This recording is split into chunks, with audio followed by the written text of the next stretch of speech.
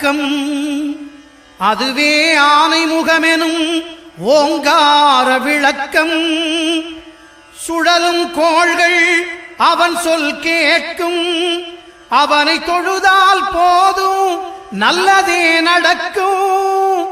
ஆனைமுகனை தொழுதால் நவக்கிரகங்களும் மகிழும். நல்லதே நடக்கும், நல்லதே நடக்கும்.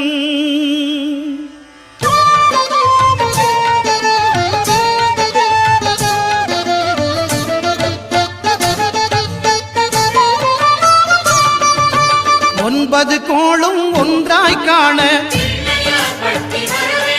அங்கு கற்பகம் என்னும் கடவுளின் மெய்யில். ஒன்பது கோளும் ஒன்றாய் காண அங்கு